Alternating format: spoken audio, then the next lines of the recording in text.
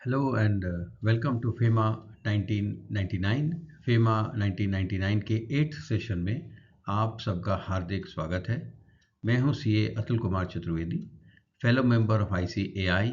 एक लंबा अनुभव देश और विदेश में, जिसमें फेमा का काफ़ी एक्सपोजर रहा है। हम सब मिलकर पढ़ रहे हैं FEMA for CA intermediate students. आज के सेशन में हम कवर करने वाले हैं कैपिटल अकाउंट ट्रांजैक्शंस का पार्ट 1।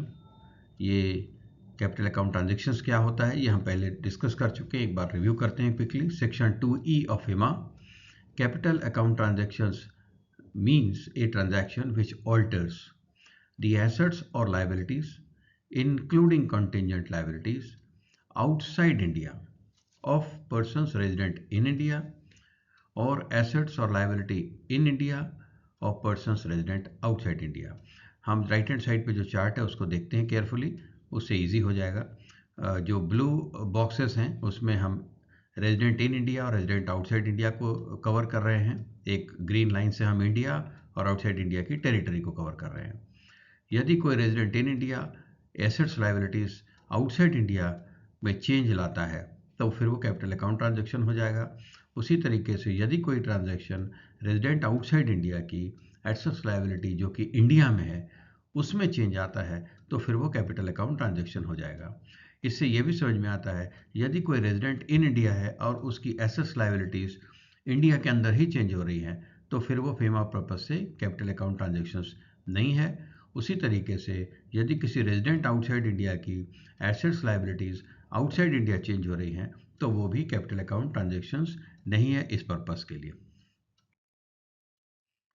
सेक्शन 6 ऑफ FEMA ये कैपिटल अकाउंट ट्रांजैक्शन से संबंधित रेगुलेशंस को कवर करता है और इसको हम जरा एक बार केयरफुली पढ़ लेते हैं। Subject to the provisions of subsection 2, any person may sell और ड्रॉ फॉरेन एक्सचेंज टू और from an authorised person for a capital account transaction. यानी कैपिटल अकाउंट ट्रांजैक्शन के लिए फॉरेन एक्सचेंज को ड्रॉ करना या फॉरेन एक्सचेंज का cell करना, ये दोनों ही परमिटेड है।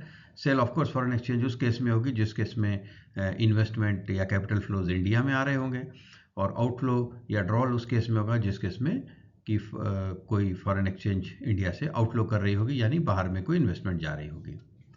तो ये है परमिटेड है, लेकिन सब्जेक्ट टू सबसेक्शन 2। और सबसेक्शन 2 क्या कहता है?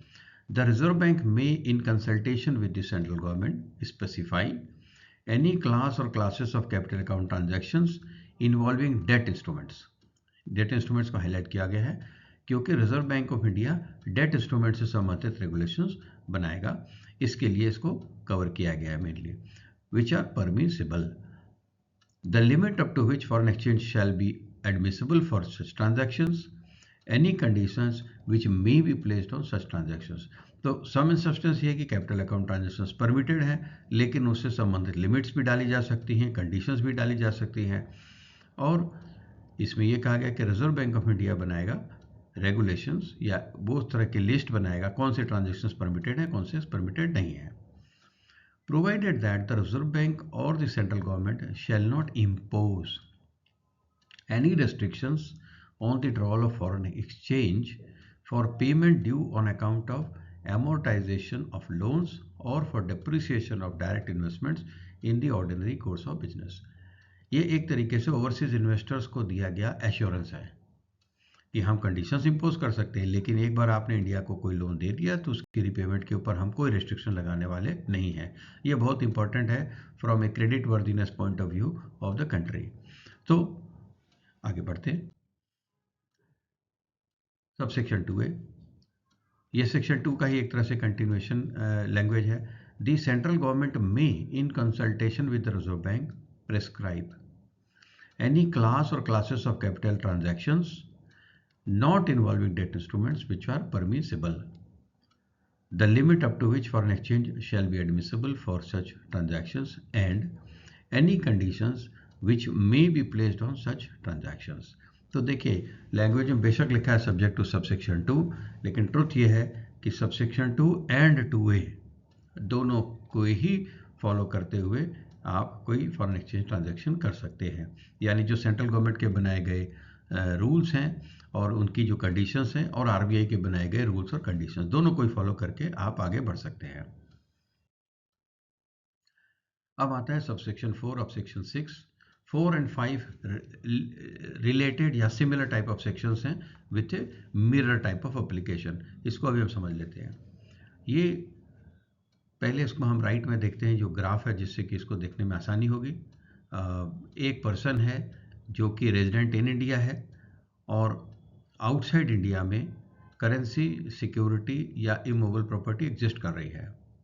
यदि वो प्रॉपर्टी, करेंसी या सिक्योरिटी, तीनों में से कुछ भी, acquired, held, owned when he was a non resident या inherited from a non resident, इन दोनों ही तरह के केसेस में उसको परमिशन है कि वो उसको कंटिन्यू कर सकता है होल्ड करने के लिए।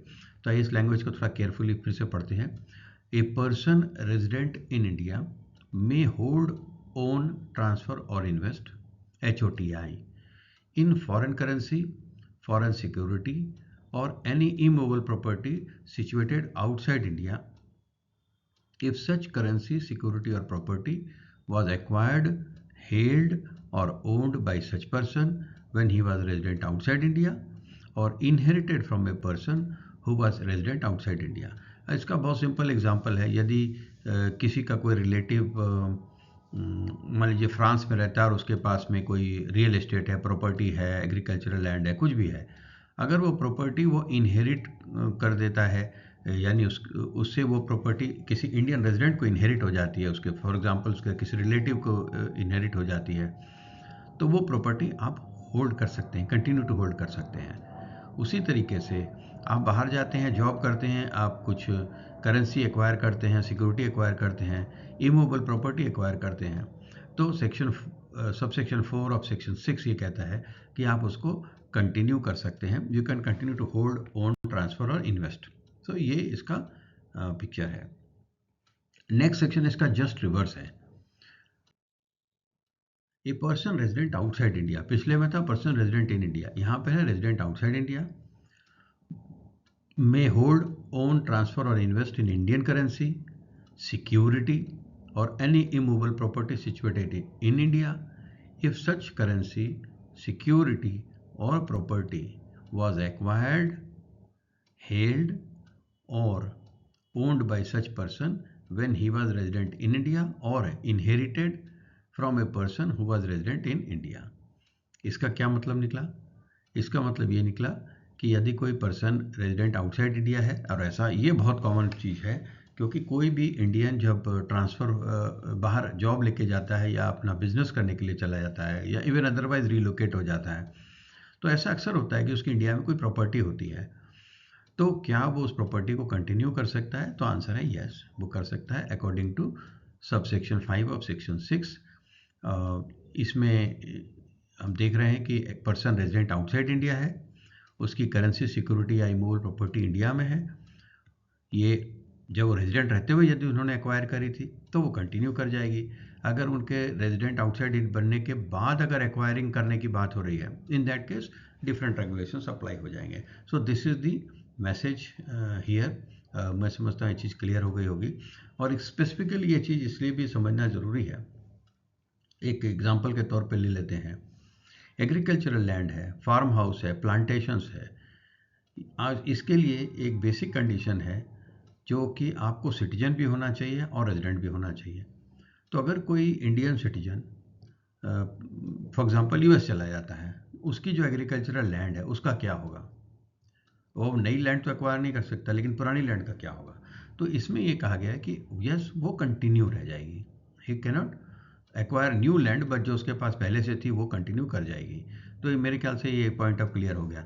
अब उसी तरीके से इसका एक और एग्जांपल है इनहेरिटेंस का केस। मान लीजिए कोई आदमी यूएस चला जाता है, उसके फादर के पास में कोई एग्रीकल्चरल लैंड है और उनकी डेथ हो जाती है, तो वो क्या वो लैंड इनहेरिट कर सकता है? द आंसर है यस, वो इनहेरिट कर सकता है। इनफैक्ट कुछ लोग इसको टर्न अराउंड करने के लिए गिफ्ट दे करके और फिर लैंड परचेज करवा लेते हैं, बाद में इनहेरिट कर लेते हैं। हालांकि ऐसा लॉजिकल भी नहीं है, उचित भी नहीं है, पर ये एक कंसेप्ट समझने के लिए मेरे ख्याल से बेटर रहेगा। अब आता है subsection 6। Without prejudice to the provisions of this section, the Reserve Bank may by regulation prohibit, restrict or regulate establishment in India, India में इस्टेब्लिश करने की बात कर रहे हैं, not outside India, of a branch, office or other place of business by a person resident outside India for carrying on any activity relating to such branch, office or other place of business. Simply stated, यदि कोई foreign entity India में अपना office, branch, agency establish करना चाहती है, branch, office या other place of business establish करना चाहते हैं, तो उस केस में इसके लिए कोई रेगुलेशन बनाने की प्रोविज़न दी गई है एक्ट में। और इनफैक्ट आरबीआई ने इससे संबंधित रेगुलेशंस भी जारी किए हुए हैं, जो कि राइट साइड की बॉक्स में हमें दिखेंगे। Famous establishment in India of a branch office or a liaison office or a project office or any other place of business in India, regulations 2016। तो 2016 के रेगुलेशंस हैं, स्पेसिफिक रेगुलेशंस हैं इस topic के ऊपर में। उसमें यदि आप ऑडिट कर रहे हैं उस कंपनी की बाई चांस, तो आपको देखना चाहिए कि उसके पास आरबीआई एडी बैंक की अप्रूवल है या नहीं है, और हर ऑफिस के लिए उसको क्या अप्रूवल मिली हुई है, और उसको किस एक्टिविटीज़ के लिए परमिशन मिली हुई है, ये देखना बनता है। साथ साथ ये भी देखना चाहिए कि कुछ केसेस में स्टेट पुलिस अथॉरिटीज़ के साथ रजिस्ट्रेशन भी ज़रूरी होता है, क्या वो रजिस्ट्रेशन लिया गया है। उसी तरीके से एक चीज़ बहुत ज़रूरी है, और वो ऑडिटर्स के लिए तो बहुत ही ज़्यादा हेल्प इम्पोर्टेंट है, वो है कि हर साल एक annual activity certificate statutory auditor से साइन करा करके और 6 महीने के अंदर सबमिट करना होता है ईयर एंड के। तो मार्च ईयर एंड है तो 30 सितंबर तक सबमिट करना पड़ता है, और अगर ये ऑफिस बंद करने की स्थिति आती है तो फिर एक क्लोजर की अप्रूवल लेनी पड़ती है। तो ये कुछ एडिशनल इन्फॉर्मेशन है relating to this point. I think summary ये है कि अगर कोई फॉरेन एंटिटी इंडिया में ऑफिस खोलना चाहे तो हाँ परमिटेड है, लेकिन उसके लिए रेगुलेशंस बने हुए हैं, उसके अनुसार आपको अप्रूवल लेनी है। एक्टिविटीज़ की अप्रूवल क्या होगी, क्या एक्टिविटीज़ आप कर सकते हैं, उसकी अप्रूवल लेनी है। हो सकता है आपको पुलिस अथॉरिटी से रजिस्टर कराना पड़े, वो भी है। और एक बहुत इंपॉर्टेंट एक्टिविटी है ऑनगोइंग ऑफिसर्स के लिए, हर 6 महीने, हर साल के एंड में 6 महीने के अंदर अंदर आपको एक एनुअल एक्टिविटी रिपोर्ट देनी है, जो स्टैट्यूटरी ऑडिटर से साइन भी होगी। सेक्शन 6 का सबसेक्शन 7 कहता है, for the purposes of this section the term debt instrument shall mean such instruments as may be determined by the central government in consultation with the reserve bank. Reserve bank के साथ consultation करके central government बताएगी what is a debt instrument, what is not a debt instrument. और अगर आप इसके लिए relevant regulations देखना चाहते हैं तो वो है foreign exchange management non debt instruments rules 2019, जो कि सेंट्रल गवर्नमेंट ने नोटिफाई किया हुआ है। अब हम आते हैं foreign exchange management permissible capital account regulations 2000। ये रेगुलेशंस रिजर्व बैंक ने इशू किए हैं। इसके 2 शेड्यूल हैं, schedule 1 and schedule 2। Schedule 1 cover करता है capital account transactions by residents. Schedule 2 cover करता है capital account transactions by residents outside India, यानी नॉन रेजिडेंट्स क्या ट्रांजैक्शन कर सकते हैं और रेजिडेंट क्या ट्रांजैक्शंस कर सकते हैं। इसके लिए 2 शेड्यूल बना दिए गए हैं, और उनमें काफ़ी वाइड हैं वो शेड्यूल, फिर भी उसको एक बार देखना उचित रहेगा। Subject to the provisions of the Act or the rules or regulations or direction or orders made or issued thereunder, a person may sell or draw foreign exchange to or from an authorized person for a capital account transaction specified in the schedules, provided that the transaction is within the limit, if any, specified in the regulations relevant to the transaction। तो ये हमारी provision है जिसके तहत अब हम आगे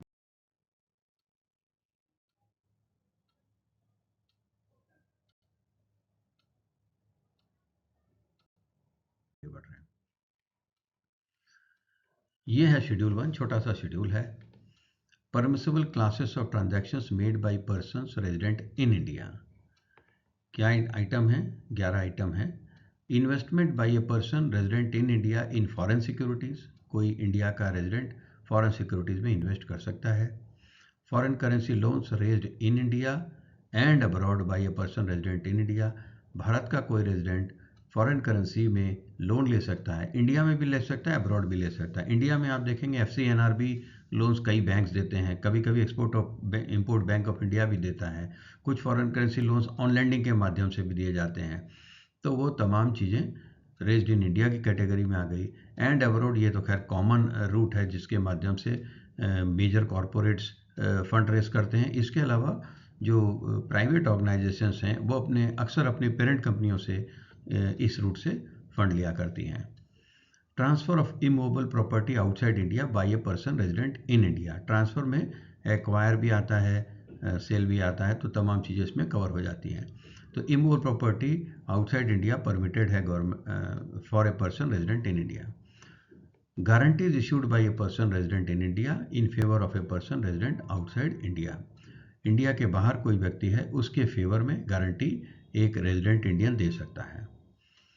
और ये अक्सर ये गारंटी दी जाती है जब कोई ऐसा ऑब्लिगेशन लिया जा रहा हो, जैसे कोई सब्सिडरी कंपनी बोरो कर रही है तो उसकी पेरेंट कंपनी गारंटी इशू कर दे, या कोई कंपनी बोरो कर रही है तो उसके प्रोमोटर गारंटी दे रहे हो। तो इस तरह के सिचुएशंस मोस्टली अराइज होते हैं। Export, import and holding of currency notes permitted है। Loans and overdrafts, borrowings by a person resident in India from a person resident outside India, इस केस में क्या हो रहा है कि रेजिडेंट इन इंडिया एक रेजिडेंट आउटसाइड इंडिया से बोरो कर रहा है, not necessarily in foreign currency. तो ये आ गया आपका, इस क्लॉज में कवर्ड हो गया। Maintenance of foreign currency account in India and outside India by a person resident in India, foreign currency accounts आप इंडिया में और अब्रॉड मेंटेन कर सकते हैं अगर आप भारत के रेजिडेंट हैं तो भी। ऑफ कोर्स जितने भी हमने केसेस अभी ऊपर डिस्कस किए हैं वो तमाम केसेस के लिए रेगुलेशंस हैं, फॉलो करते हुए कर सकते हैं। एक कोई ओपन एंडेड या ब्लैंक चेक नहीं है कि लिख दिया तो आप ये तमाम चीज़ें कर सकते हैं। इनके संबंधित रेगुलेशंस हैं, टर्म्स कंडीशंस हैं, लिमिट्स हैं, वो सब चीज़ें लागू होती हैं। आगे चलते हैं। Taking out of insurance policy by a person resident in India from an insurance company outside India, loans and overdrafts by a person resident in India to a person resident outside India, यहाँ पर invest करने की बात हो रही है, आप loan outsider को दे रहे हो। पिछले पेज पे हमने देखा था आउटसाइडर से लोन ले रहे थे आप। Remittance outside India of capital assets of a person resident in India, India के बाहर आप अपनी कैपिटल एसेट्स को रेमिट कर सकते हैं, इससे संबंधित भी रेगुलेशन है। And finally undertake derivative contracts, तो आप डेरिवेटिव कॉन्ट्रैक्ट्स भी कर सकते हैं। ये जो टोटल आइटम थे इनको हम रिमेंबर करने के लिए एक चार्ट के माध्यम से समझ सकते हैं। इसको हमने स्पाइडर चार्ट कहते हैं।